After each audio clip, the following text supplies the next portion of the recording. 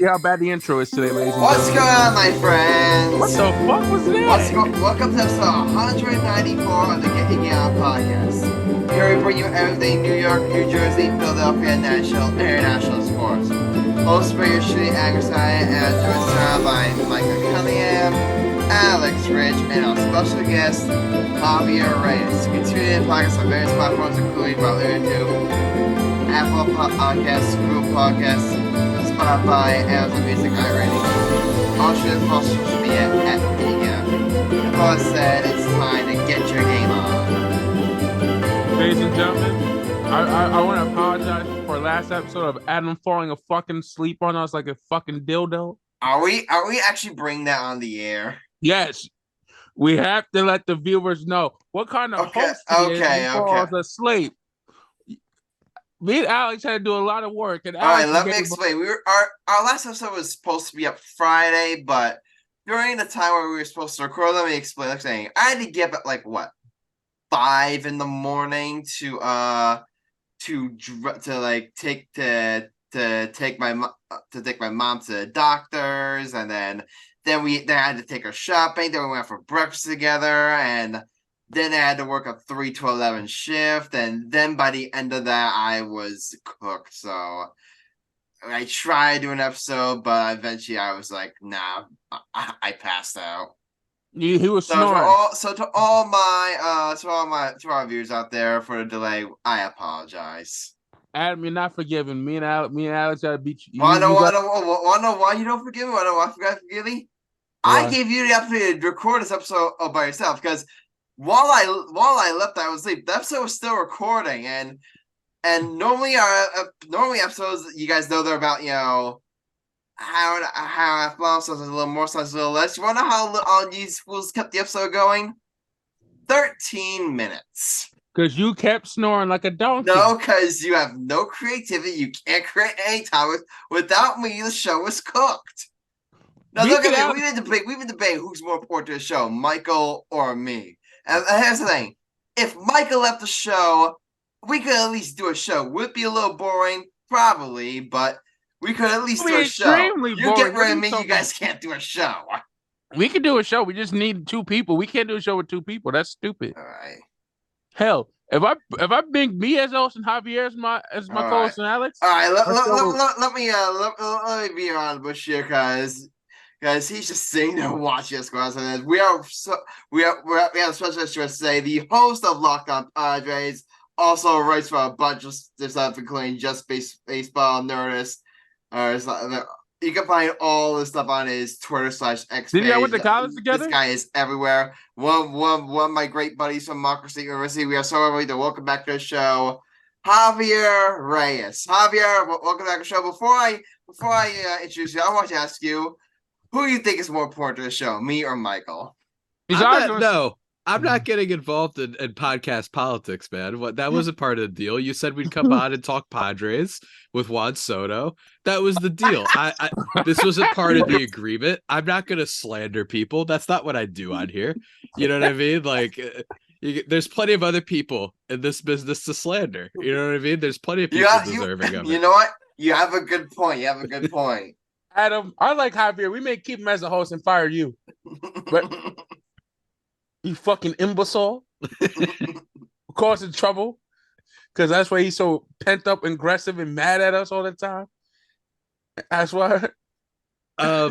So, what do you guys think? What's your take on Juan Soto, Adam? I'm curious. All right. Let's transition out of that. We brought. I think it's so funny. It's so funny. The last time we had you on, Javier, it was probably a year, a little over a year and a half ago. Yeah, I think it was for them acquiring Juan Soto. It was for them acquiring Juan. It was for when the Padres first acquired Juan Soto. Then fast forward a year and a half later, and it's looking like Juan Soto may be on his way out of San Diego. It's just crazy, how it just comes for a circle. Now on this podcast, Javier, you can imagine that we've been breaking down,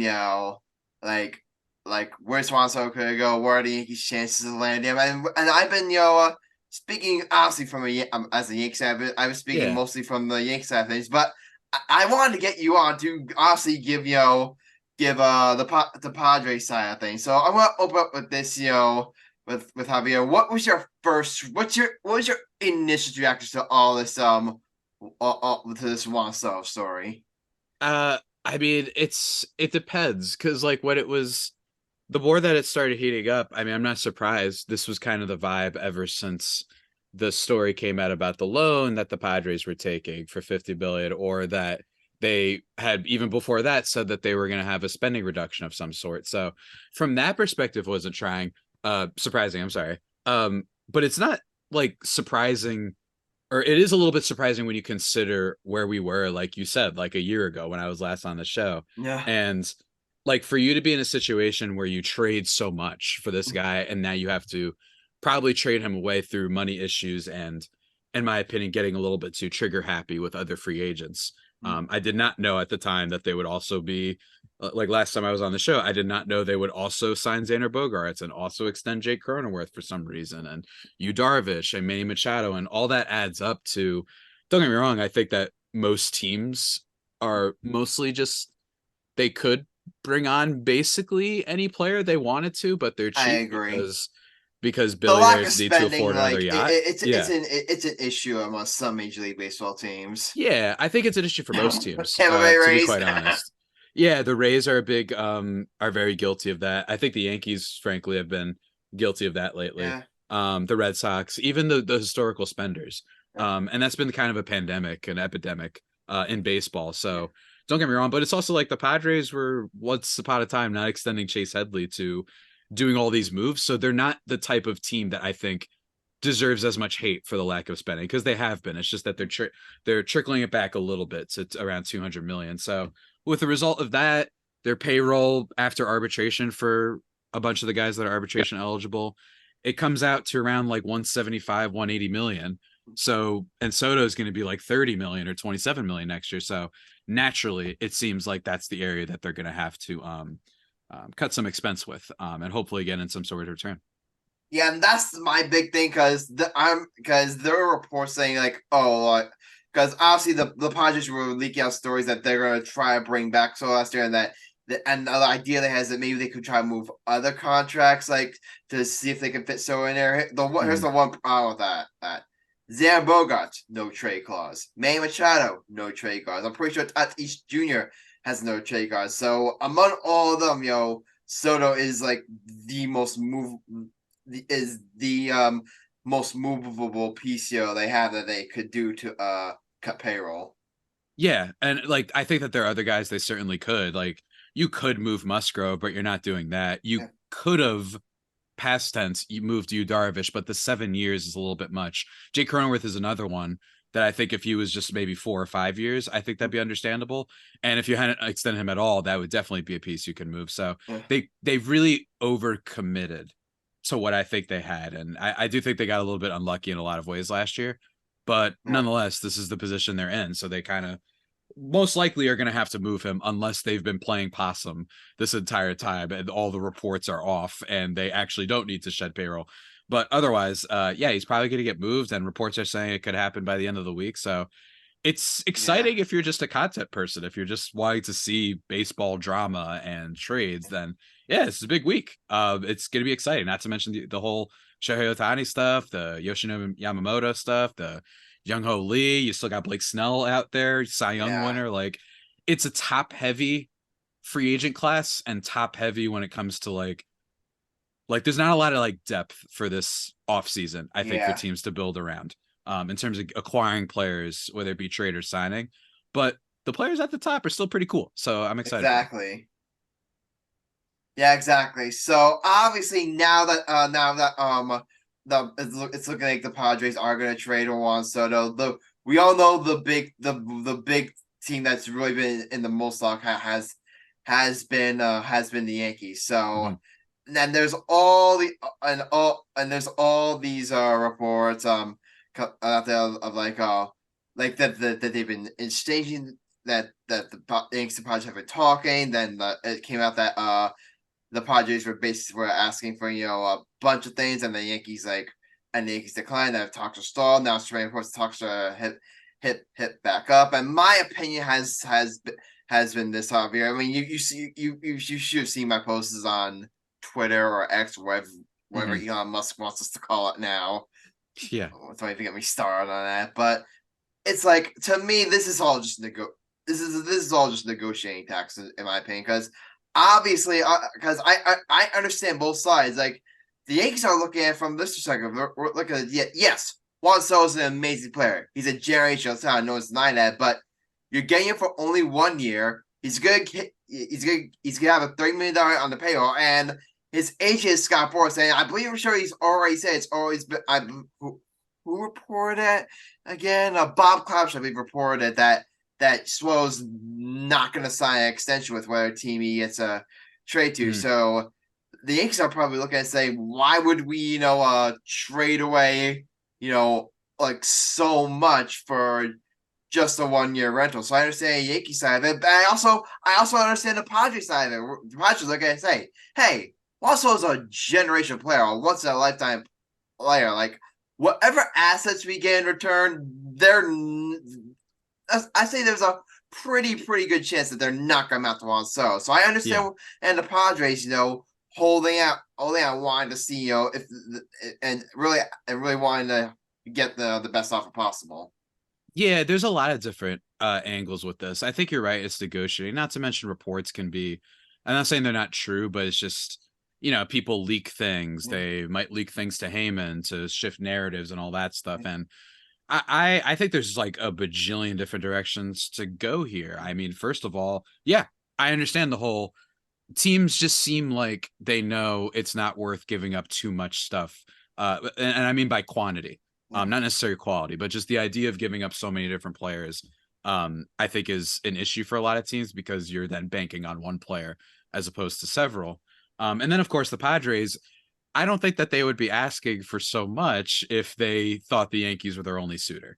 And I think that's an important part of this. It is. They would not be going to them and being like, we want every single player on your team and for you to take Trent Grisham and his contract, which isn't that bad, but they need to, get some of the books cleared if they didn't have someone else. And I think that the Yankees are in this weird spot where I think people are kind of sick of their shit, for lack of a better term. Being included. Where it's like, this is a team that, and there's a great CBS article that I don't have the name of the author, that basically just broke down, like, the Yankees essentially haven't cared for a little bit more than a decade when it comes to actually winning. When you look at the things that they've done, not calling up Bryce Harper, not giving Carlos Correa a deal for 1 year until Anthony Volpe gets up, and instead just saying IKF will be our passing on Corey Seager. You forgot that one. Passing on Corey Seager. And I get, like, okay, maybe you don't want to give those big multi-year contracts, but Carlos Correa was right there for 1 year. And that 1 year in Minnesota before he signed the bigger contract, well, he was excellent. And it just, I'm not saying that makes the difference, but it's all these things start to build up. They are 1 game away from the World Series in 2017 after the Altuve walk-off. And then they cut on payroll that next year. All the stuff with Aaron Judge, where it's like you lowball him and then maybe probably leak to the media that he declined your offer in an effort to potentially sway public opinion against him. Yeah. You have all of that. They yell at you about how wait for the prospects, and they come up and guess what? They're young players. It's going to take time. I have very little doubt that Anthony Volpe can develop into a solid young player, but I think that you combine all of the things I just mentioned, ignoring Harper, ignoring Manny Machado, frankly, when the last good third baseman they might have had was Alex Rodriguez, frankly. Really? All of that combined with your message as an organization being wait on prospects, New York fans and just general baseball people aren't going to buy that for long. Not to mention, what did we literally see this past year? You saw Milwaukee get fucking smoked in the first round, right? Exactly. You saw the Rays get smoked. You saw all these teams get absolutely murdered. And hey, everybody's beloved Orioles, they built the right way. What did they do? Their big deadline move is Jack Flaherty, whose arm is just shot at this point. Yeah. And then, not to mention, your owner in the middle of the season is like, yeah, enjoy the players while they last because we will have to hike up prices, which is, of course, a lie. The Orioles have like one of the lowest payrolls in the league. They could absolutely keep anyone. Not to mention they used to be big spenders. So you have all of that. And meanwhile, the Texas Rangers were like, yeah, we'll trade for Scherzer inside Seager, inside Semien, and have a good farm system. and then trade for Chapman. Like, we're going to actually try. And guess what happened? They won the World Series. So I think that there's this big myth in sports right now, specifically baseball, where just because you're competitive, that's worth not actually trying for a championship. Exactly.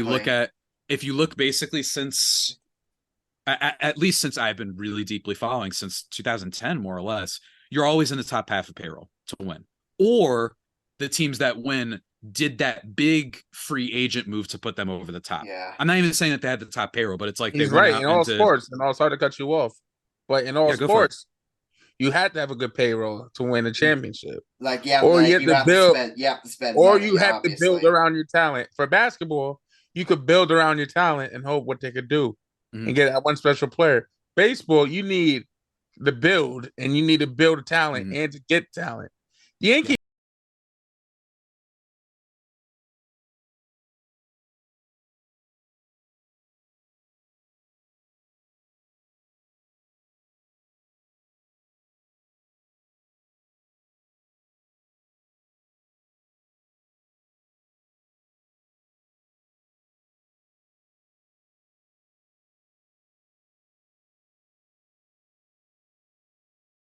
I don't know about hockey, but you could have one great player in hockey and you could do well. Don't quote me on that, but football. Ask the Edmonton Oilers that. Yeah. Football, you need a talent. You need a lot of good players to win a football. To win the Super Bowl. I was about to say Stanley Cup. That's so tired I am. But for baseball, I think here's what the Yankees should do. Trade for Juan Soto, which we're not going to do, because Hal Steinbrenner is a tool, because he hasn't fired fucking Brian Cashman. And Adam, you know how many times I asked Brian Cashman to be fired. How many times on the show combined we have asked for Brian Cashman to leave the Yankees? How many times we have asked Hal Steinbrenner? No comment. Tell the viewers. You're being a dead horse there. We get it. You don't like Brian Cashman. I don't like Brian Cashman at this point either. But because I said this, Javier. Like and you remember a great point about how the Yankee fans are fed up with the front office, and me too. Like I said before, like I'm not gonna say that Brian Cashman's entire tenure with the Yankees has been bad. Like he has done a lot of good, but it's like. But it's like there comes a time where it's like your time is up, where it's time for a new voice. How many times? Name five things he did since 2009 he did correctly. Well, since 2009. Well, sign Garrett Cole, that's one. I mean, that's okay. What else? I mean, I would say re-signing Judge. I was mostly Hal, in my opinion. Hal signed Judge, not him. Yeah, it's been rough. It's been rough for him. He only did one thing. Right. I think he's done other good moves since then, but I get your point. He has done. They're just not coming to mind right now. He got rid of Swisher. Only thing he did before 2009, he got Alex Rodriguez. He got CeCe, AJ Burnett. He got Swisher. The dumbest thing he didn't do was sign the World Series MVP in 2010. He didn't sign Hideki Matsui, who was the World Series MVP in 2009, who played extremely well. But, no, I'm not going to re-sign him, you fucking pansy. Yeah. So, Brian Cashman, you woke up the beast. The cash god. Yourself. The cash god, man. In case you couldn't tell, Javier, Michael here is a huge Brian Cashman fan. Yeah, look. And for the record, I agree with it, mostly everything. I think there's been like in between the numbers, but when it comes to like the big things, it's kind of like pull it off. Yeah, like I mean, I think you could say the trades they did at the fire sale back in the day. I like the Gleyber Torres deal. I know Gleyber Torres has been amazing. Again, the in between stuff, but when it comes to the stuff that puts you over the top, I don't think that it's that he's dumb. I don't think Hal Steinbrenner is dumb. I think it's as simple as he doesn't care. Clearly, Bryce Harper would have been a Yankee, in my opinion, if it wasn't Hal Steinbrenner's owner. Alex, exactly. Shohei Ohtani would have been a Yankee 2 weeks ago, if it wasn't Hal Steinbrenner, because he just doesn't seem to care that much about baseball. I personally think that the report that he called up Aaron Judge was a leak. Doesn't mean anything. Like, wow, you're the owner of the team and you call up your best player. No, that to me sounds like people are starting to take note of the fact that nobody thinks Hal Steinbrenner cares. So let's leak out this story about how he himself called the player. It's like, okay, cool. Like that's the bare minimum. I think that they know that people are catching on to the fact that you have this.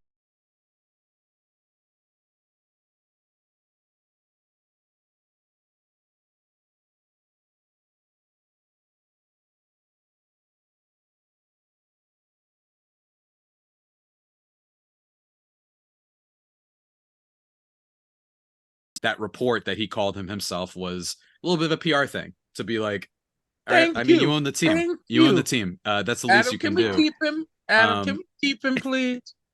He'll be a great host. I mean, if he's interested, but I'm sure he has other gigs, to take a little bit. So. But I enjoy coming on, man.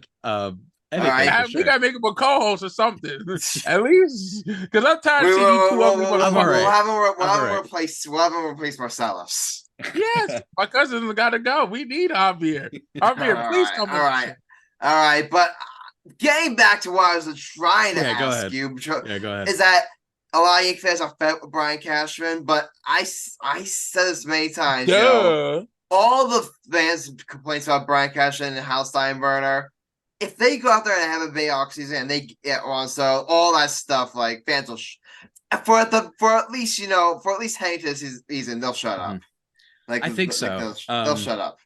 I think so, at least because there's a difference between not doing well versus just not. I mean, this is the biggest sports team in the country, absent the Dallas Cowboys. Like it's really hard, and I think this is what also plays into the Soto thing, where don't get me wrong, I get that it's Boris, but you're still the Yankees, so It's hard to look at that and say, well, then figure it out, because that's also what they said about Mookie Betts, and now with some slight differentiations. And I'm talking about like the Red Sox, like he's gonna go out there and ask for 580.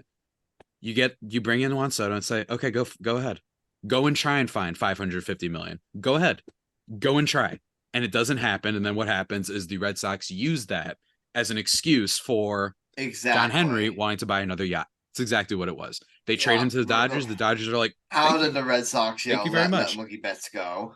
As you know, I do not like the Dodgers, but I don't hate them as much as others because they are almost casino isn't the right descriptor, but they're a team that's just like, okay, we'll take your best players. Like, sure. Exactly. Like, if you don't want them, yeah, fine. Like, I'm not going to blame them because the Red Sox, this isn't the Tampa Bay Rays. All right. It's like the Rays kind of have an excuse because they're a little market. The Red Sox are one of the richest teams in all of baseball. Yeah, exactly. And then you pretending. So it's not just the Yankees. This is every team. This is the Brewers. The Brewers want to pay $740K to Corbin Burns, who literally won a Cy Young for them. And I know they had a little bit of a down year this year. He might be on the block, but they do this all the time. They mess with Josh Hader's arbitration years.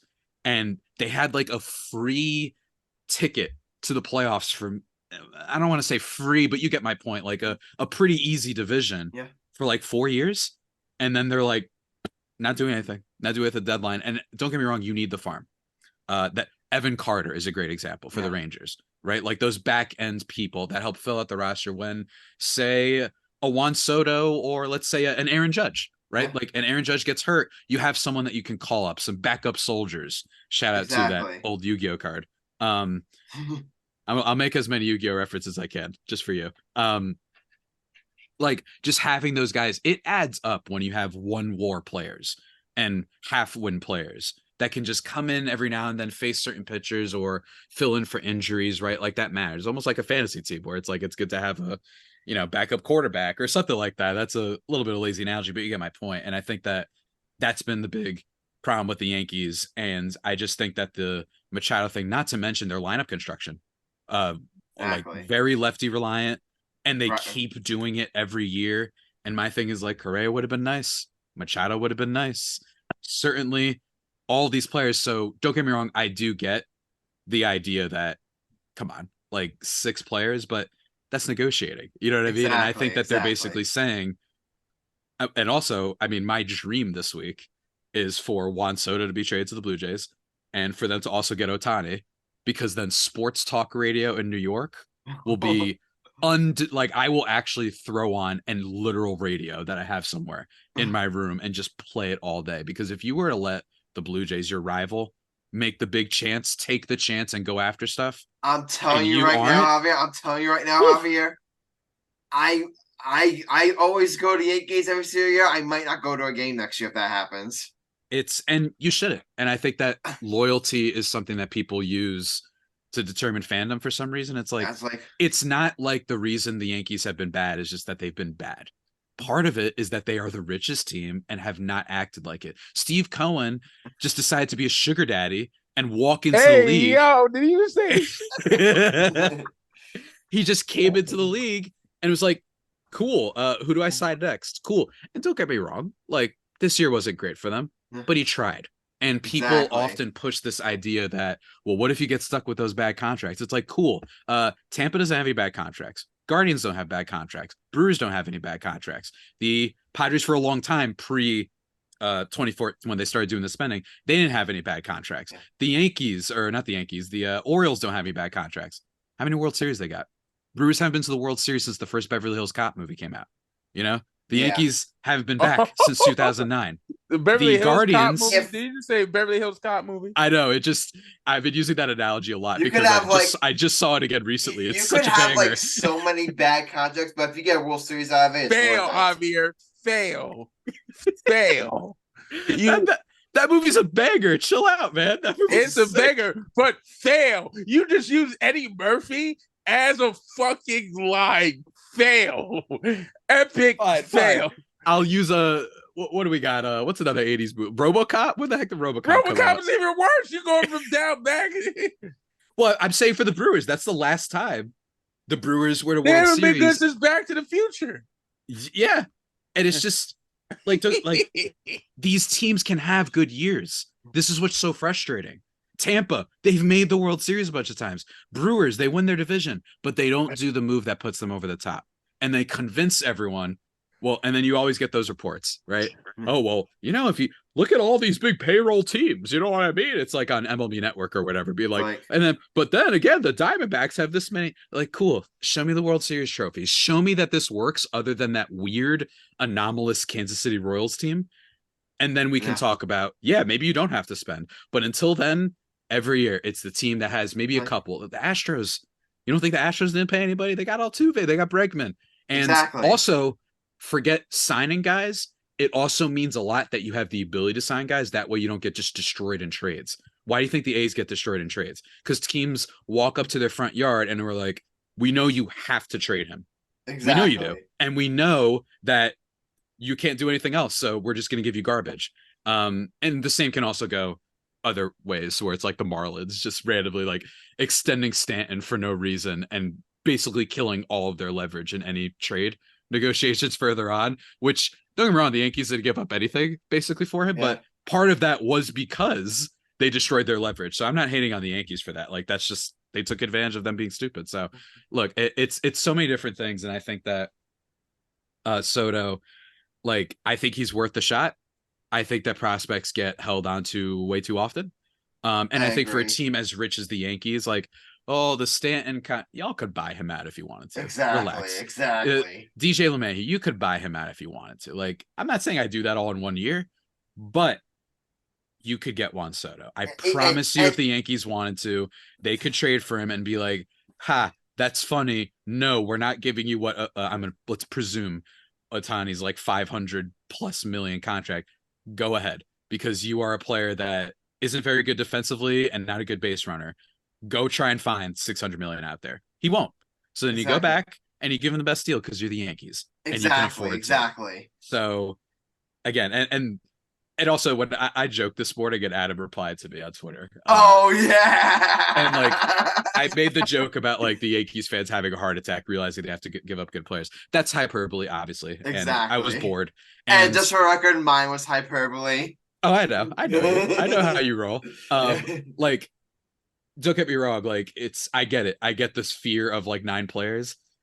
That being said, if Michael King really is the one holding this up, that's awesome and hilarious. And I will have that mounted on my wall because that's so funny that the Yankees are no shots to Michael King. Might be a great pitcher. Now, but you know. Yeah, it's like Michael King, and here's the thing. a lot of people are saying, "Oh, why the Yankees totally on Michael King?" People forget Michael King pitched really, really well this year. Like the Yankees moved to their starting rotation, and he pitched real. His ERA last year was what 2.75.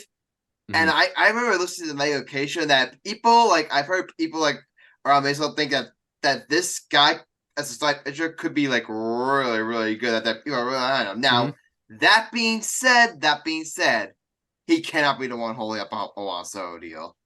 If you could get Juan Soto from with Michael King as the headline, you have to do it. First of all, Hal Steinbrenner is a freaking tool. He ain't gonna pull it off. If he pulls it off, great. If he doesn't, Adam, I believe we can get Ohtani. I still believe the Yankees can go after Ohtani. They're not gonna get Ohtani. It's possible. Bro, if they wanted to, they could do Yamamoto, Soto. Let's say Yamamoto and Ohtani signed, and then maybe they decide, all right, we'll go in a different direction. They could get all three of those guys if they wanted to. They could. We have the money for it. The only reason they may not go out and get Ohtani is that he's going to be a full-time DH next year, and they already have Stanton clogging up that spot. First of all, Ohtani also plays right field. You didn't know that, right? Well, Aaron Judge plays right field. So where you put him in the out? If you have Judge, Dominguez when he gets healthy, assuming he's not true, which he probably won't be, in left field, then you have Soto in left field. So who says we're getting Soto? We may not even get Soto. I'm saying if in Javier's where they sign Ohtani, get Yamamoto, and get. If we get Soto, Adam, I'm gonna make a decree. If we get a big time name in this free agency or trade, I would say 5 nice things about Brian Cashman on there. I tweeted. I don't know if you saw my tweet, Javier. Like I replied to someone saying like, "Oh, what would you do like if the exchange for if the Yankees get Juan Soto and Yamamoto?" I literally replied to a tweet saying, "I'll make an entire thread of saying all the things I love about Brian Cashman." Hey, I would too, because then it would show that they actually care again. And Javier, you're a Yankee fan. What's your team for baseball? You forgot. I forgot. What? Huh? You're a Padres fan. I forgot. Yeah. I do like that Padres. Why do you pick the Padres out of all teams? Because it was the position available, and I don't know, for the reasons we've kind of talked to about this podcast, plus some cultural stuff and politics stuff, and just do the Yankees feel like they're fun to watch? Let's be honest. Like, yes, in person, yes. Oh yeah. Okay. But I can have fun in person. Judge hitting 62 last year, so yeah. He also talks like he's a political candidate for office, and he's not all that exciting. Aaron Judge, he's great, but also he barely talks. It's very no. That's what I'm saying. Like, it's very Yankees that the best player that they've had in a while in a league that is popping up with so many fiery, flamboyant personalities is the guy who hit 62 home runs and after breaking the record is just like jogging around the plate, the bases. It's very Yankees, not to mention the hair policy and all the other weird stuff. First of all, George Steinbrenner said you couldn't have a beard back in the day. Yeah, I know. Yeah, but that was like among other things. And I'm saying this as someone who's like kind of like I don't really care about the hair policy. I'm like kind of like neutral on it, but it's like if you're saying that George Steinbrenner was then that was like what, how many years ago? And God rest his soul, George Steinbrenner is no longer like he's no longer on a surf. So I mean it's so guys, I believe George Steinbrenner is rotting in his grave, seeing how bad the Yankees are doing right now. Hey, maybe they if turn he was around. alive and see how bad the Yankees are doing, he would have killed his son by now. All right, let me talk because we've been talking through all this stuff and we haven't even gotten to the actual like trade oppositions, Javier. Yeah, let's try to wrap up with that. Let's actually get into it. So Javier, I'm gonna ask you this question. A great deal, like if only Soto going to the Yankees, a great return from the Yankees. That you believe like is realistic is what? Like, I think fundamentally it's just some depth and specifically pitching. I think is what the Padres would need. And I know that that's an oversaid thing. Everyone is always like, we need more pitching, we need more pitching. The Padres need just reinforcements. I'm not saying they need ace quality stuff or even a young Kershaw. I don't know. I don't know the Yankees farm too much, but they need some good solid relievers who could come in, because I think they, on top of probably losing Josh Hader, I think it's the one area of their team that wasn't fluky. I actually don't think they have a very good bullpen. And considering they don't have a great bullpen that was with Josh Hader, I think they need some reinforcements there. I'm sure you can get stuff in free agency. I think, honestly, Luis Severino could have been interesting as a bullpen guy. I'm curious to see if that's what the Mets use him as at some point. But just some bullpen and just salary relief, you know what I mean? So it doesn't have to be crazy, but again, we'll have to see. And preferably an outfielder. I know I threw out there Spencer Jones, who's I think their top outfield prospect currently. Because Dominguez is their top one, but technically he's not a prospect anymore because he debuted. Yeah. And he would be off the table. Consider a prospect, but yeah. Yeah. I mean, in fairness, I don't think it would be the worst idea in the world if you knew you could keep Juan Soto or at least make a run at it. It's like, all right, well, we won't see Dominguez next year anyway, so it wouldn't be that crazy. But again, that's just, I don't think they want to give up that guy. Yeah, if Rosso had 2 years after last year, I think Dominguez would be a much more likely, that we would be talking about much more on these straight talks. But again, the fact that it's 1 year, and another thing is that the Yankees, we all know how much they need offense. So it's like if you're trading away Dominguez, you're trading away, for half a season at least when he comes back from injury, like one of your everyday bats. So that's one thing. Spencer Jones, that's a name that I think is more realistic, and that's a name that I'd be willing to include in trades. Like him or who's the other guy? Everson Pereira. Yeah, like that whole 7 players just thing. Like, that's the one thing about that list, that none of the names on this list, all the names on those lists, I'd be willing to trade. Like, personally, though, the only problem is that it's like all of them in one deal. It's like King and Schmidt in one deal. That's the point where I'm like, okay, yeah, I'm not doing that. I mean, here's the thing, I'd be willing to trade one of King or Schmidt. I would be willing to trade both, because then who's your fifth star then? Who's your fifth starter? Go find someone. They're the Yankees. I Exactly.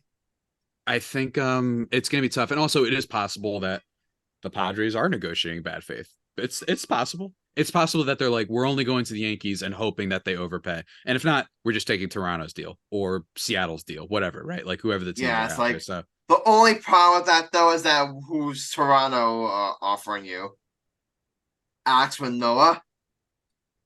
I'm not out on Alek Manoah, frankly. I just think that he regressed so much that I don't believe it.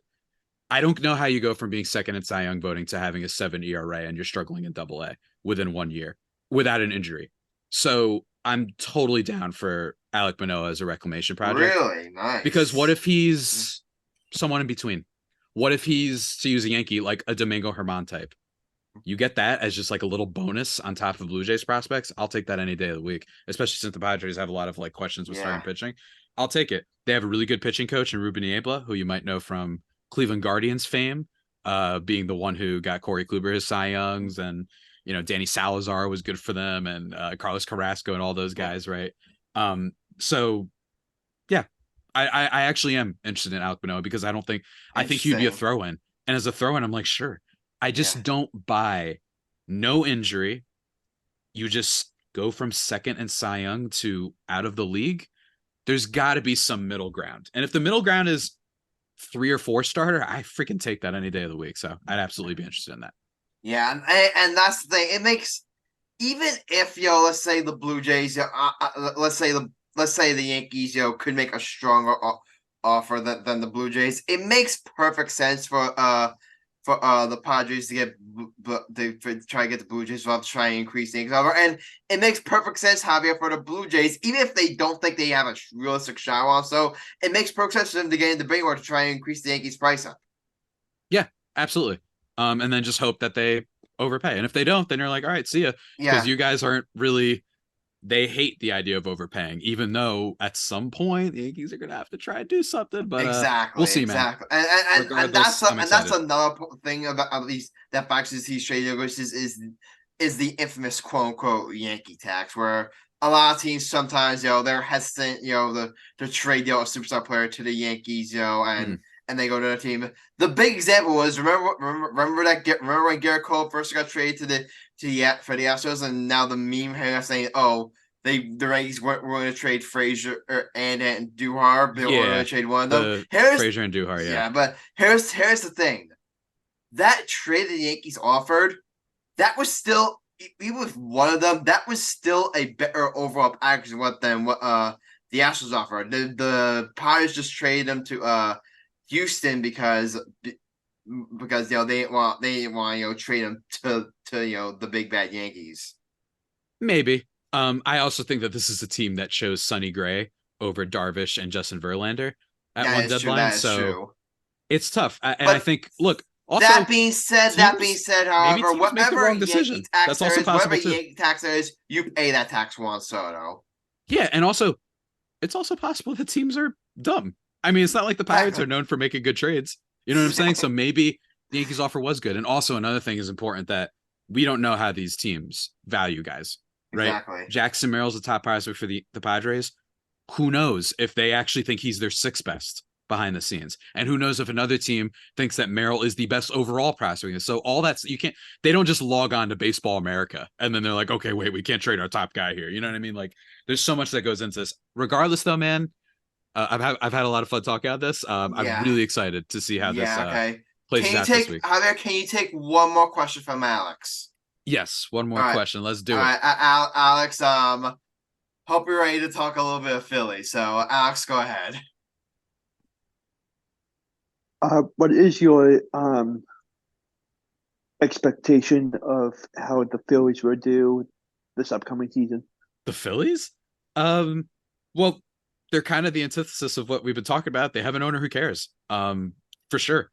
I mean, they re-upped Aaron Nola. I didn't think they were going to do that. I thought he was gone and they were going to get someone else. I think they'll be good. I am wondering if the lack of good defensive players will come back to haunt them in the regular season, because that tends to add up. But, Harper will be more healthy. Trey basically only caught fire last 2 months of the season. He should be a lot better. Shouts to them cheering him, and then he became Babe Ruth all of a sudden. There's rumors about moving off Castellanos. I don't know. I think that they can make a lot of moves, and they should be okay. Unless I would pay attention to the Mets. I'm not buying that they're just going to stay quiet. It's just, historically speaking, it's very rare for new owners with a lot of money to be like, okay, fine, I'll be patient. You know what I'm saying? Like, usually they come in and try to make big splashes. Heck, even the Yankees did when Howe was there with the whole Cashman, not Cashman, the whole Jacoby Ellsbury thing, right? Where they like making an immediate splash, even if it doesn't work. The Suns lately with Kevin Durant and Bradley Beal, right? Like, exactly. So I would only keep a little bit of an eye out for the Mets. If they start trying to really go for it again, that could be a problem. I think the Phillies should be good. I like the Phillies. Yamamoto. And they have some really good X factor vibes to that team. Yeah. Like there's a mystique, there's an aura in the air where they could just go absolutely nuts for a month and just who knows. And hey, they did it without Hoskins. So imagine if they get someone else instead. Maybe they emerge for Cody Bellinger. Who knows? I'm excited, and I think that they have a really good course. I think they'll be fine. All right. Any final questions? Get them out now. Going once, going twice. So, all right, Javier, we thank you so much for coming back on. It's been a blast having you on. I wish the Padres all the best in the Juan Soto stakes, wherever he returns. Thank you. I wish your Chargers all the best of luck throughout the rest of this football season. Oh, get me started. started. A really nice, really great offensive showing today against the Patriots. Hey, if you want me in rant mode, get me to talk about Justin Herbert, because my God, people are lazy with judging how quarterbacks and team sports work, frankly. It's insane. But if you have 5 minutes, go ahead. Yeah, I have a couple minutes. It's just I got some Dolphins fans. Go ahead. I got some Dolphins fans in my life talking a lot of smack, as if having a guy who gets 6 yards of separation on almost every pass. It's like really hard to throw to that guy. Or just a number 2 receiver in Jalen Waddle, who's probably a number 1 on nearly every team in the league. It's just that you got Quentin Johnston. Sounds like maybe they made a mistake there. I want to give him some more time, but Zay Flowers would have been nice. Jordan Addison would have been nice. Tank Dell would have been nice. But instead it's, why can't Justin Herbert, carry a team with no defense, no running game, and only Keenan Allen and their second and third wide receivers hurt? If I would think by now that people would have learned something from Matthew Stafford. You know what I'm saying? Talk about now. What did I miss? I'm just ranting about Herbert real quick before I log off. Yeah. You would think that people would have learned. And honestly, the best coach in the National Football League, Brandon Staley. Yeah. On top of the coaching, you would think that everyone would have seen how Matt Stafford, the one time the Lions had a good defense, they went pretty far. Then they never had a good defense ever. And everyone saw, Stafford, he doesn't get it done.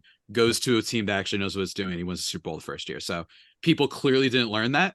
And instead, they're once again using comebacks in the fourth quarter and interceptions in the fourth quarter, all of which Herbert is better at in terms of Dolphins fans are the loudest about this. Anyone who usually knows football, Mina Kimes, Bill Barnwell, Pro Football Focus, Stephen Ruiz, people like that, everyone, all of them love football, but then it's like Miami fans and Emmanuel Acho.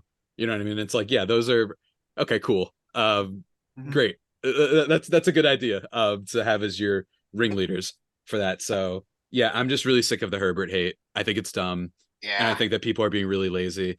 He has had some off games for sure. Cowboys game comes to mind. But like yards per attempt, really? What? So Mahomes is averaging 6.8 right now. Is he bad too? No, because he doesn't have any downfield targets, and neither do the Chargers. And the difference is that Chargers don't have a coach or running game or a tight end or a defense. So at least the Chiefs have that, right? So that's just, there's so many more. I'm not saying Herbert is impervious to criticism. It's just that, come on, guys. Come on. It's like, you know what I mean? Like, is Herbert, here's my thing. Is Herbert in like the Mahomes tier, the Burrow tier, the Allen tier? No one is. No, but I think he's in the tier tier below. Like he's a clear top 10 quarterback in the league. Clear cut. I think it goes Mahomes in his own thing. Yeah. And then I think it's Burrow, Allen, Herbert. I'm gonna say Lawrence and who's the last one? And Jalen Hurts. Although I don't, and then maybe Prescott. I think Prescott got attacked too much by Philly media. Yeah. And I think they gaslit Prescott's everybody having into thinking a he's monster bad. year. Yeah, and I think they gaslit everybody into thinking he's bad just because he had an off year. Like he did have an off year last year, but I think Philly media really gaslit everybody to thinking that dude stinks. No, he's quite good. So I think that's where Herbert is. I think he's a little bit above Prescott and Lawrence right now, but I really do. I think Allen's kind of suffering the same thing. Where it's like, oh, he throws too many picks. Well, yeah, and then after he throws the pick, he marches down the field in 30 seconds. So, there's more to this, I think, is what I would love to tell the viewers when it comes to quarterbacks. But dude, this has been so much fun. Thank you so much. I'm really looking forward to this week. I imagine you'll be tweeting about it and talking about it. Oh, Best of luck to you. It's good because I'm gonna for record, this is you're probably listening to this podcast Tuesday because we're recording Sunday and I'm gonna be in the city, me and my family were going to see the Christmas tree there, so that should be a lot of fun. So knowing my luck, the snow news is gonna break tomorrow, and he's gonna go to the Blue Jays for like one prospect, and it's gonna completely ruin my entire day. Because hey, not only did we miss out on him, but now my podcast is outdated. Thank you very much. Knowing my luck, that's exactly what happens. But hopefully that doesn't happen. So. But yeah, Javier, we thank you so much for coming on. It's been great. And one last thing before we let you go, as always, tell us where also can find you. Yeah, sure. At Javiipeno, JAVIIPENO on Twitter. And then if you want the Padres podcast account, that's at LO_Padres. And then check out Just Baseball. Podcast is also on YouTube. Just type in Locked On Padres. And otherwise, everybody stay golden.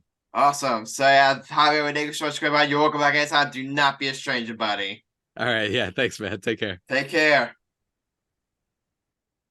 All right. That was Javier Reyes. Great to have him on talking all things, Juan Soto and the San Diego Padres. I want to see how this Juan Soto plays out. I'm hoping comes to the Yankees. I'm hoping the Yankees can get it done.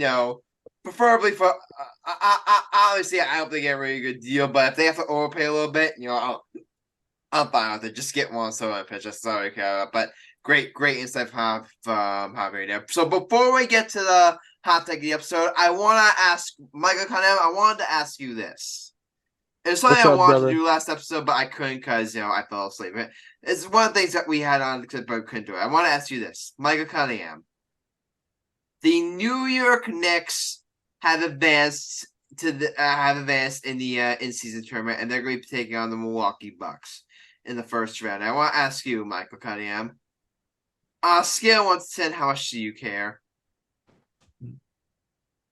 Honestly, as a basketball fan or as a sports fan? Both. As a sports fan, I think it's great for the game. But as a basketball fan, I think it's the most stupidest tournament ever. Having an in-season tournament, I think because college, they have a little in-season tournament. But I think in the pros, because here's the thing, you play 82 games a year, Adam. 82 games a year. So, and the tournament is going to affect teams. You got to play in Las Vegas. You know what I mean? Mm-hmm. And here's I think they should have the season tournament like at the end of the season, so you can have it. So and then have those teams that win the in-season tournament go to the playoffs. You know what I mean, Adam? Yeah. So people, though, this could low key be a little ring. You know what I'm saying? So say like this could be a good. It could mess up the game, but it could also be good for the game. I'm neutral against it. I'm the same thing. I'm kind of like it's like. It's a nice, cute little gimmick. I think the way they change up the court, it's kind of cute. But it's like, okay, but it's like in a couple of years, will anyone really care about this? Is it something that's really gonna do any really good? How much good is it really gonna do for the game? In my opinion, Hey, Adam, my opinion. When they used to do the East versus West, you know what I'm saying? I wish they could bring back. For the NBA, I love the All-Star game, but I wish they could bring back. You know how when I think from 98 to 2002, they had the team that you played for, and they had jerseys. They all had like their away jerseys and their home jerseys, but they had their team jerseys. You know what I'm saying? I know what you're saying. I wish they could bring that back for the All-Star game, and they bring back the East versus West because the captains I think is uncompetitive because when Jordan was playing in the All-Star game, it was more competitive. You're trying to win. You're trying to see which conference had the better bragging rights. You know what I'm saying? Yeah. And let me give you, Adam. I got a perfect hot take today, but I want you. Well, can we just finish up on the in-season tournament? It's like I think it's stupid and it's pointless. It's like it's cute. I mean, it's cute. I don't hate it, but it's like all the discussion. Like Michael, if the Knicks win the in-season tournament, will you really care as a basketball fan? Like, how much would you care? It wouldn't be a real championship. Exactly. Like imagine if you guys win the in-season tournament and you guys decide to hang the banner.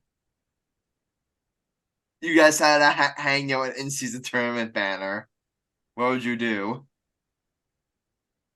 I listened to a podcast by Knicks fans. He said he'd be furious. But yeah,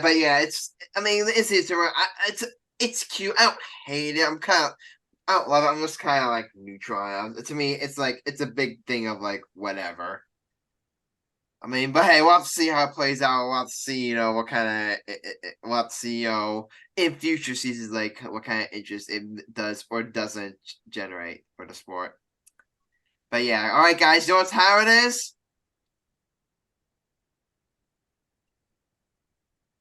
Hot take of the episode. It's time for the hot take of the episode. So I remember Alex went last time, right? Or was it Michael? What? I think it was Michael. Yeah, I'm pretty sure it was Michael. It was. You guys said that. You guys believe that the Nets had a. What? You guys been. Oh yeah. Michael said that the Nets wouldn't make the play-in. Which, hey, guess who just beat the Orlando Magic yesterday? Blew them out by 20.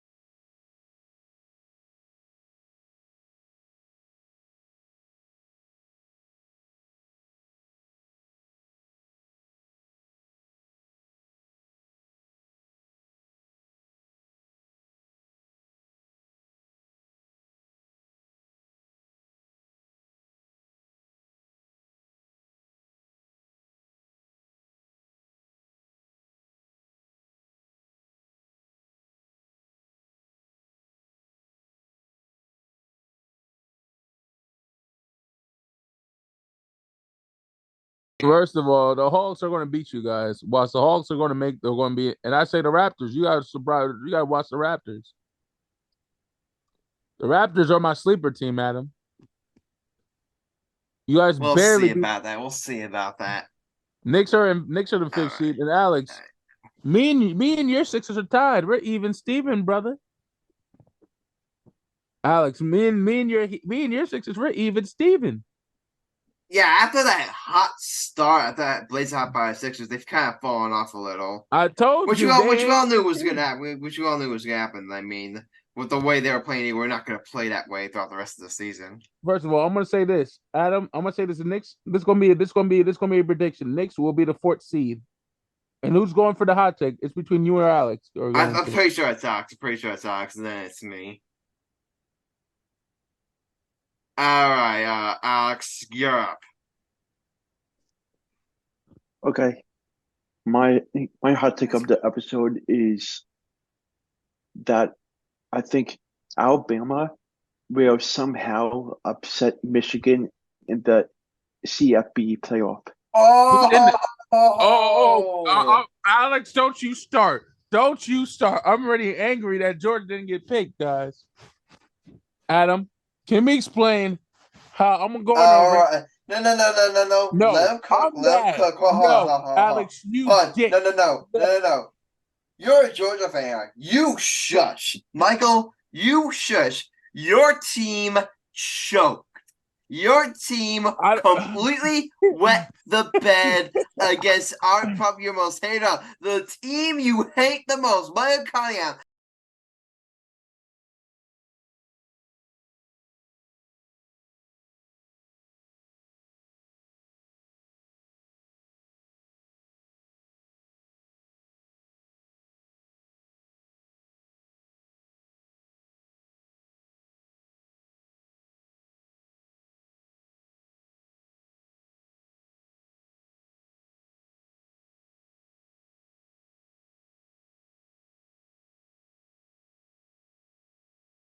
I know it'll get frustrated. So we have like full person to put him in the wing if you want. Alex, do you want to die?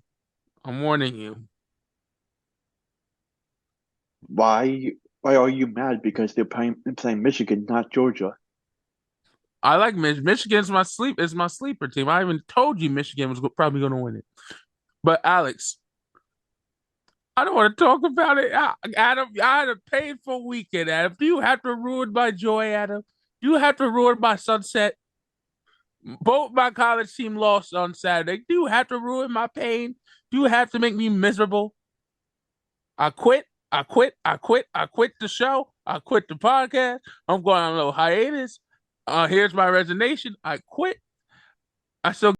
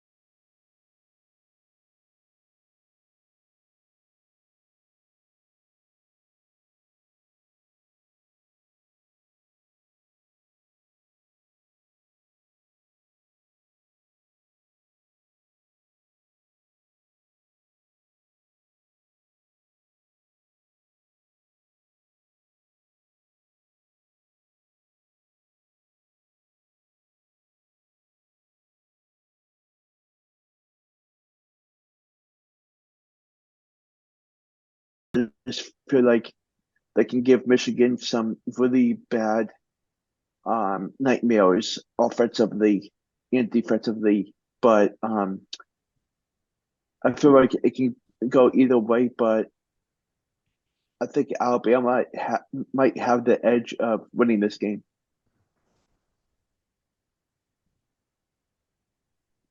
All right, Adam, you go first.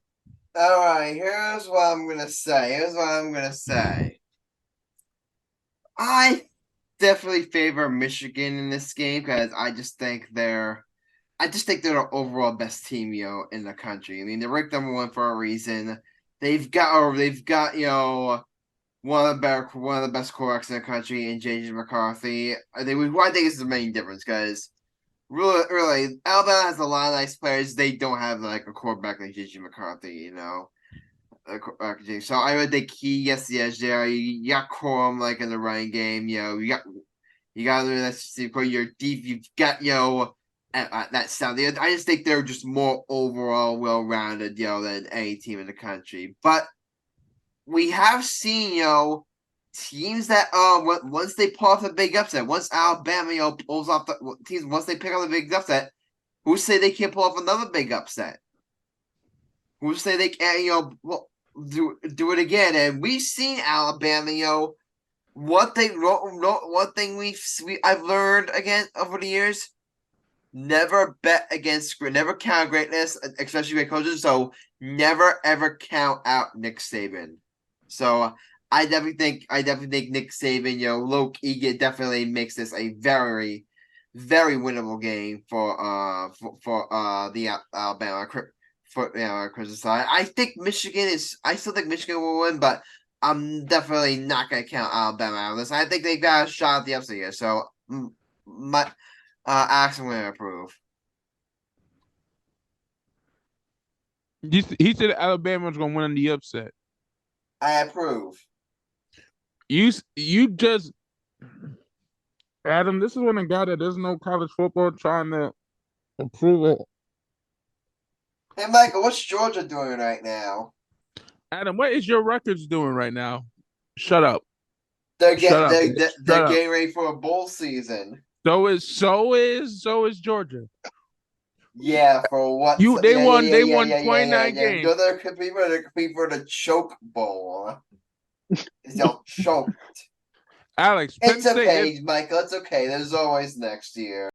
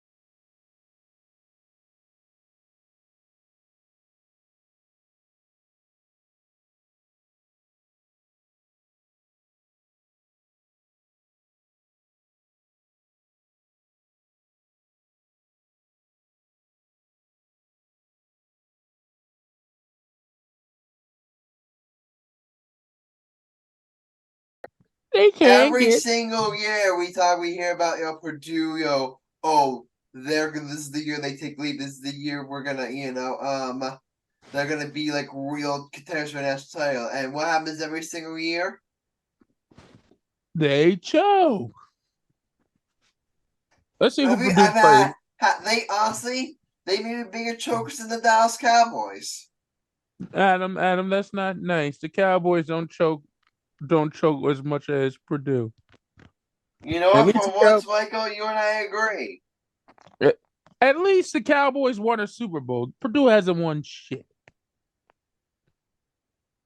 Good point. At least my beloved Blue Devils, they won a championship. 5. Purdue hasn't won jack shit. So Alex, tell your butt buddy that gets no girls, that hates the word bro, by the way, because he's like, don't call me bro.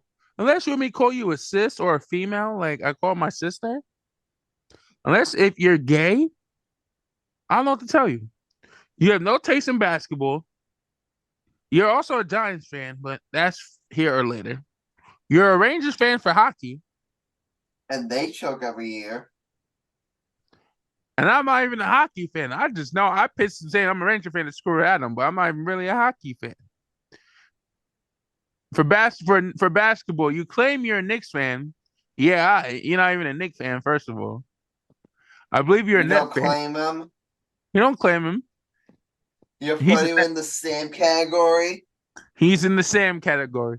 But actually, Sam has common sense, unlike John. So, John, if you're watching this, you are get your game on enemy number 1. So here's to you. And by the way, you're the only person I know that gets injured from playing in pregame. Adam, you may be better than John. At least you can shoot near the basket. He shot over the hoop. Not once but twice. And Adam, keep that in. All right, Alex, what was your opinion on that whole ramble and Purdue's loss and everything college basketball related? I would say this. They are a fake number 1 seed. We all can agree on that. Preach. Because they suck. Yes, they do. Okay. Yeah. All right, really quickly. I mean, did you guys want to talk about the other matchup in college football, which is Texas and Washington? Texas and Washington, I said.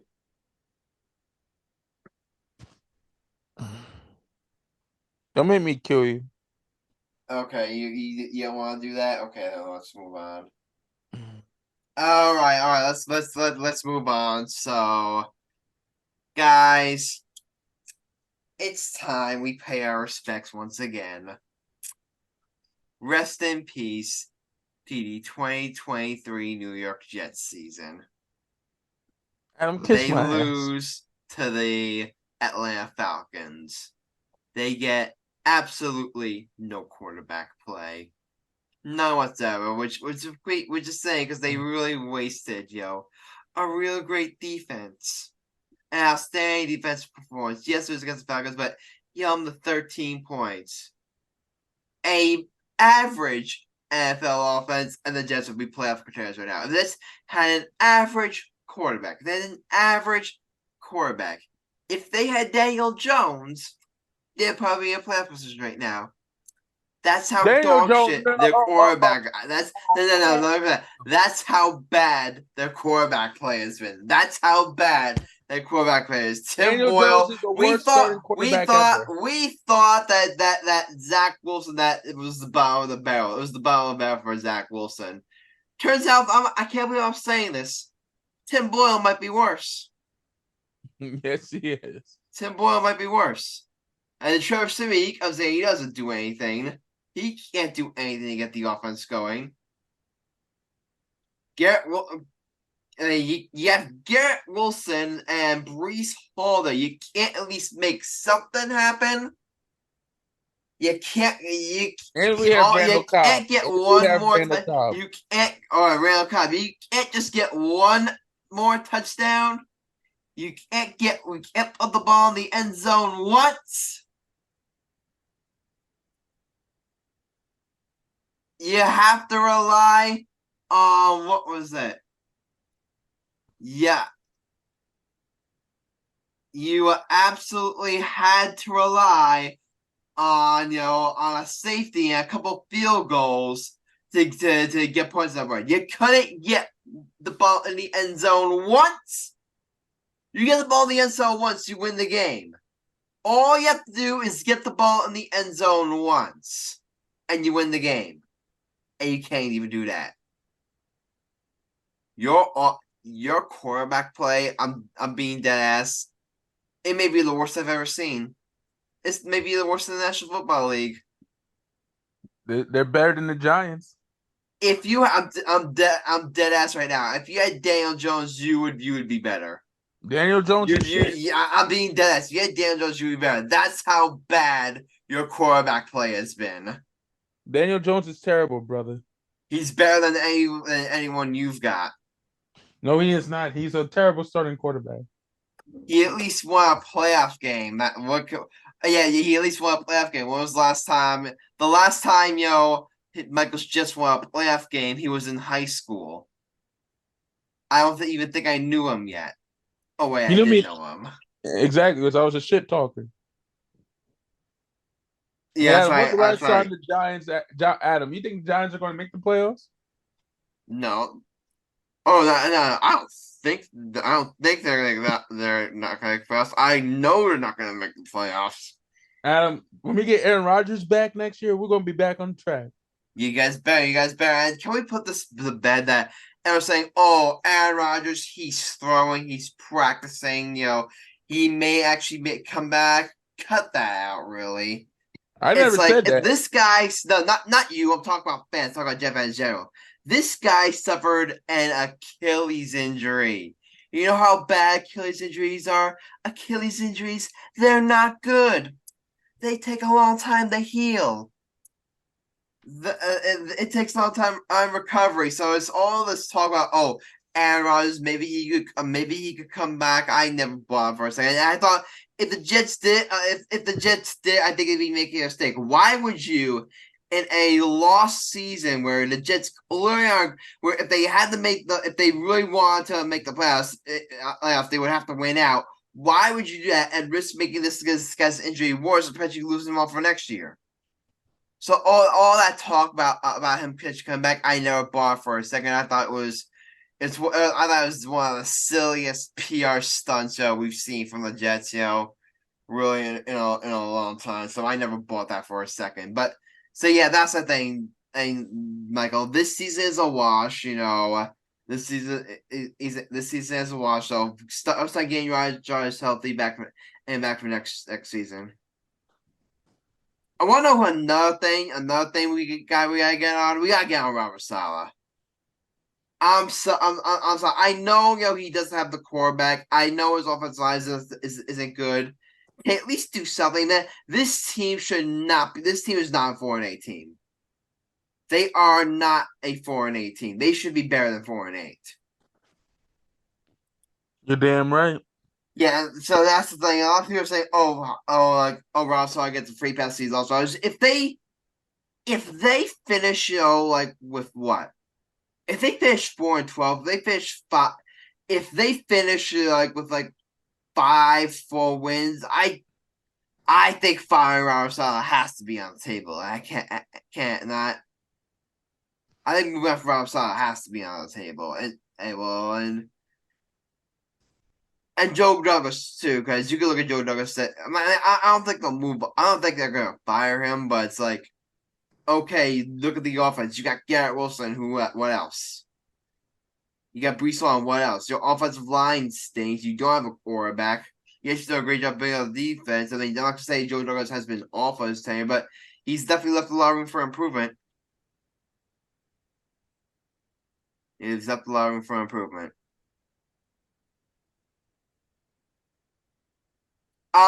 right, Michael Cunningham. You know what? Me and Ash, I just spent so much time bullying you. I was saying so much bullying you about Georgia. Now I'm gonna make it up to you. Because you know what we're gonna do?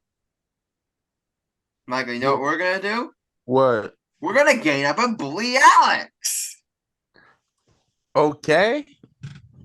Alex, what happened? Yes.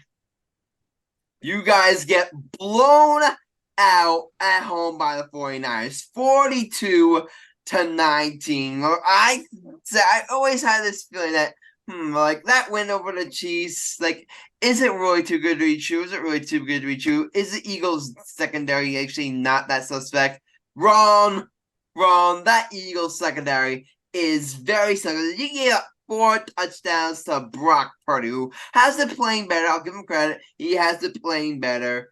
You got Debo Samuel, Christian McCaffrey there, but you gave up 42 points to them, and again, it wasn't even close. You're supposed to be like arguably the best. You're supposed to be the best team in football. You're playing the game at home. I knew when that line was like a favorite of the 49ers. I knew that was a bit suspect. So, but I thought you would at least be in the game. And aside from that late touchdown in the third quarter, this wasn't really a game. You got your behinds handed to you, Alex. You got your behinds handed to you. So I'm gonna give you the. I'm gonna. All right, Michael. Do you have anything to say? Let's hold off on it. Let's let Michael. You can get your bullying in if you want to. Go ahead, Michael. Then we'll let Alex speak. Huh? Michael, you know what happened, right? Yeah, they choked. I The wasn't paying Eagles attention. lost, so you're not gonna bully Alex? Because he's my man, so I ain't gonna do him like that. I'm gonna give him a break today. Psych. Oh, wow. Psych. Wow, you're being very nice to him. Psych. Gotcha. All joking aside, fuck the Eagles. They choked to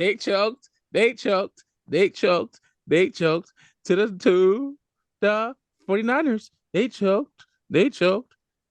Jalen Hurts is supposed to be the MVP. He got hurt that game, so I'm not gonna get on him too much. But Christian McCaffrey is the best tight end in the league, in my opinion. Christian McCaffrey is the best tight end. I would agree with you. I think he's he up there. Plays like a wide receiver. He's better than Travis Kelce. Adam, did you catch what he just said? What? Christian McCaffrey is the best tight end. Christian McCaffrey. Oh shit. I'm high right now. I just smoked some good stuff. Christian McCaffrey. He plays the like best a wide tight receiver. end in the National Football League. My best wide receiver. He's the best wide receiver. I'm tired. He's a running back. He's a running He plays back. like a tight end. That's how good he is. He can play all 3 positions. There's a guy named George Kittle. If you ever heard of him. Yeah, I heard of your mom butt naked too, but it's okay. Oh my god. Yeah, but I mean, it's like, I just don't know. I mean, Jalen Hurts. I mean, I'm not gonna give him too much, but when we talk about him being like, oh, is he in the Mahomes tier? Is he similar to how is he in the tier? Like, let's calm down. Like, how much talent he has around him. Like, I'm still not ready to put him in those conversations yet. I'm still not ready. Yet. But okay, Michael, Alex, we spent so much time getting out of your case here, so we're gonna have to hand the floor over to you. What was your reaction to this loss by the Eagles? Well, it was a disaster. Just a complete disaster, and I mean, hats off to the 49ers for getting that big win in a tough environment.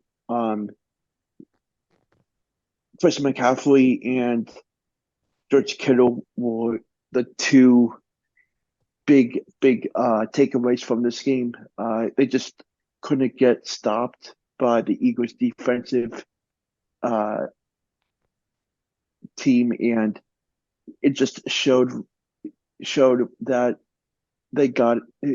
Philadelphia got outplayed in every aspect of this game, and they they definitely did not deserve to win, and the score tells everything about it, and it's just a a tough to see because I know the Eagles have been very successful the past 3 or 4 games, and um, I'm just really anxious to see what they do down in Dallas next. And uh, I found this quote by Jaden Hortz that he said during his post-game press conference. He said that we didn't play to the standard and we lost. We preached trying to score in the red zone. Today we weren't able to do it. It always helps scoring touchdowns. We didn't do that enough.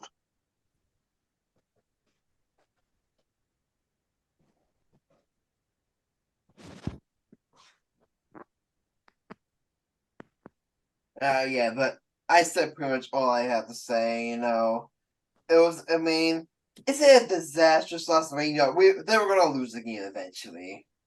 It's like I said before, they weren't gonna finish the rest of this season. It's very unlikely they were gonna win out and finish the rest of the season. But it's like, but it's unlikely they were gonna win out the rest of the season. But I mean, but then again, we have said that their the secondary is still a bit suspect. It kind of got exposed against the 49ers. I mean, and that's the thing. Like when it comes to secondary, I think against teams like whoever they'll play in the first round, they'll probably be fine. But where you guys are playing, if you guys are playing a Niners game, the championship game, or you're playing the Super Bowl, that's when a war like that can really get exposed. Because wait, now we look back. Remember, Alex, you remember how impressed you were when they beat the Chiefs? Remember how impressed you were when they beat the Chiefs? Yeah. Guess what? Chiefs just lost to the Packers. The freaking Packers. So now are we looking back at that win? Are we really looking at it as that impressive? Or as impressive as we once thought? Not really. I mean, it's still an impressive win, but it's not like, oh my god, they beat Chiefs. Which, by the way, I think the Chiefs will be fine. Mm-hmm. Literally every single championship or proven track record team they do is they lure you in thinking, look how vulnerable they are, and then wham! Yeah. Death by the long ball. That's exactly what's going to happen. Everyone's going to look at that saying, oh, look at the Chiefs, look how vulnerable they are, wham! All of a sudden, they're putting up 40 in a game.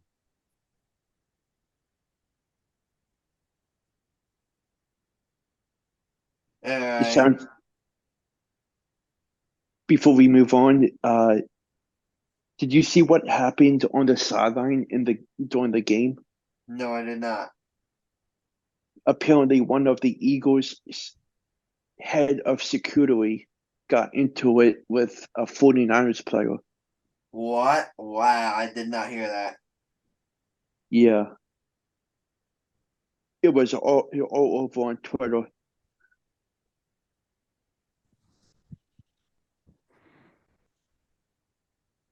Yeah. And apparently the security guy got ejected as well as the 49ers player that went to him. Wow. Yeah.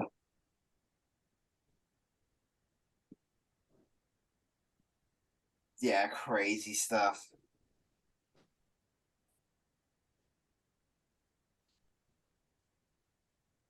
All right, but guys, do you all know what time it is? It is time right now for the bets of the episode. So, really quick recap of.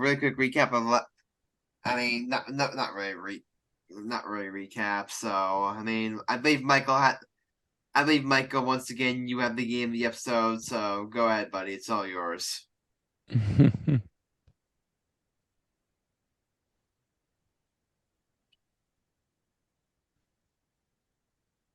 That's what I'm doing, partner. Okay. Oh wait, are you gonna do it? Wait, oh my god, I just thought of the perfect one. What game is it? What, you want to hear my idea? You want to hear my Yeah, idea? what is it? Knicks, Bucks, and Ux playing tournament. No, I'm not gonna do that. I'm gonna say that for my personal bet. Okay. I'm gonna do Suns versus Lakers Suns versus Lakers. When is that? on tomorrow. Tomorrow. Okay. Because here's the thing why I'm saying it for tomorrow. You wanna know why? Why? KD plays LeBron. Okay, yeah. When is it again? It's Tuesday, right? Yeah. Okay, make all bets Tuesday because that's when this episode is going up. All right, go ahead. Alex, you go first. Okay, I'm gonna do a 3-game. No. Well, no, this is the game of the episode. Oh, my bad. I'm gonna stupid. go with Bucks. That's not the game of the episode. We It's didn't pick Suns Lakers. Oh, my bad. Stupid. Sorry, I was sidetracked. Duh. I am I'll gonna throw go mine out with there. I'll go Suns. You idiot. I'm gonna go with the Lakers. Good boy. He ain't stupid as he look. Adam, you know where I'm going with this pick. You're obviously going with the Suns. Adam, even though my favorite player of all time is Kevin Durant. Obviously. Even Your favorite though player of all time is Devin Booker. I know, right? I hate Kobe Bryant. There's no secret. You're I hate not. Kobe. You're not a Kobe fan. You think Tim Duncan is better than Better Kobe. than Kobe Bryant. Exactly. You Adam, think Kevin Durant's better than Kobe Bryant all time. Yeah, Adam. I think I didn't take my crazy pill because I ain't crazy. You know that now. I'm going with my Lakers. This is our year to win something. Damn it. And Adam, who is my favorite player of NBA of all time? The Black Mamba. Kobe Bean Bryant, my idol. He's like Jesus to me. He's Jesus. Him and Marcus Camby, my two favorite players of all time. But and I'm one of my favorite teams, the Lakers. Let's go Lakers, bitch. Adam, I want you to go head to head against me. All right. What's your proposition? Knicks versus Bucks. Go head to head with me. You pick the Bucks. I accept your challenge. I'll take the Knicks. I'll take the Bucks. I'll go with the Knicks. Alex, we should do a triple head to head. We should do a triple head. Like you pick the Bucks as well for one of your bets. And we can all go head to head. What do you say, Alex? You and Adam pick the Bucks, and I'll pick me and Marcellus will pick the Knicks. We'll do a card. Okay. All right. Yes.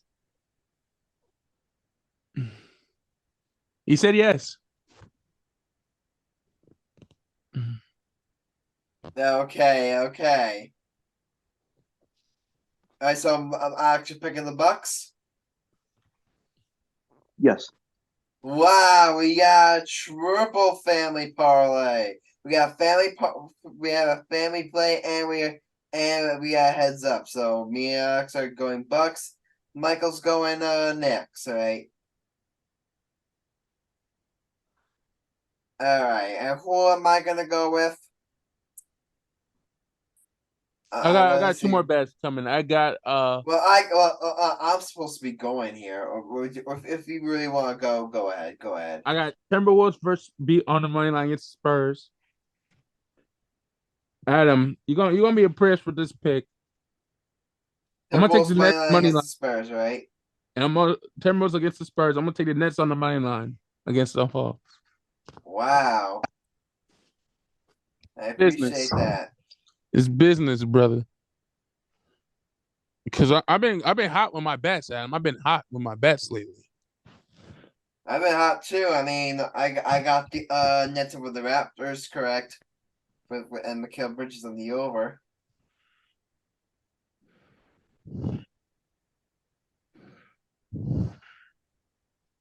I'll make you a deal.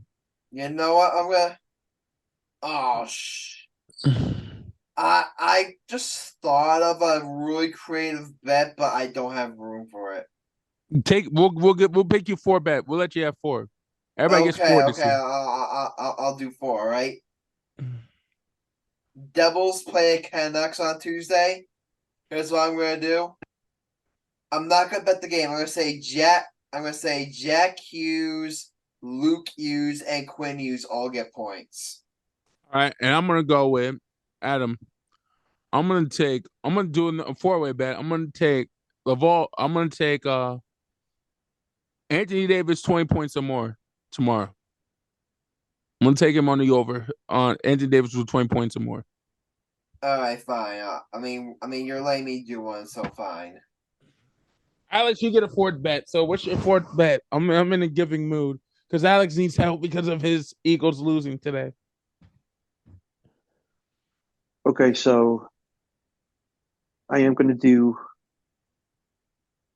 my last 3 bets. Since the 4th one is the Bucks. I think we should I'll make do- that an official rule. If we all bet on the same game, like it doesn't like it's a free bet.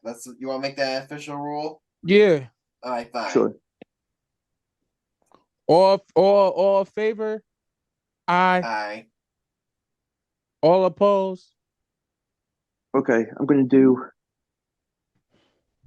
UConn money line over North Carolina. Okay. All right, I'm Adam, going to wrap it up. do I'm going to do Indiana State money line over Northern Illinois. And I am going to do Florida Atlantic money line over Illinois. Florida Atlantic money line over what? Illinois.